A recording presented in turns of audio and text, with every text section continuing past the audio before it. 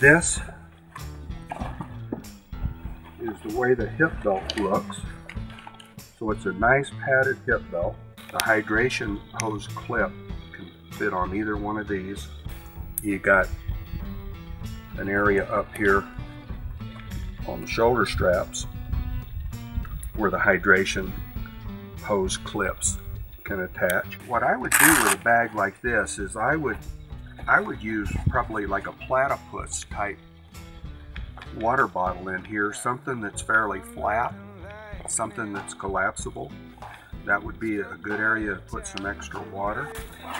Another area right here for gear. We just went to 2 sizes on this vest, and the reason why is you have so much in the way of adjustments on the shoulder straps. You've got adjustments on the hip belt, huge adjustments on the back side. This now comes completely apart, and you've got this adjustment for the shoulder straps that can adjust right here, and that's easy to get into and easy to make that adjustment. Water bladder goes right here. Down inside you've got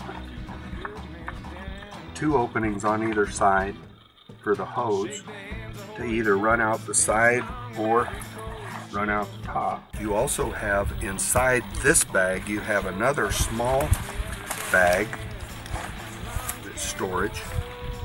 Lots of storage on this vest. It's primarily set up for a hydration bladder, but again, plenty of water can be carried in either one of these storage areas. If you do want shell loops in this vest, the shell loops are velcroed on the inside of the shell bags, and my suggestion would be to load it up before you actually have it attached to the shell bag. Make sure that that's flattened, the shell bag velcro area is flattened out good. Place that in there, make sure it's secured good, and there you have it. The shell loops for 20 gauge will also work on 16 gauge and 12 gauge. And then there's also shell loops available for 28 gauge and 410. One other tip: if you do leave the shell loops in the shell bag, I would suggest this. This shell bag comes off. I would suggest laying this shell bag down flat. Make sure it's good and flat. Take the loops, place them in there, put it down good and firm, and then put the shell bag back on. That, by the way, is your adjustment for the hip belt. And you can see there's a huge adjustment there.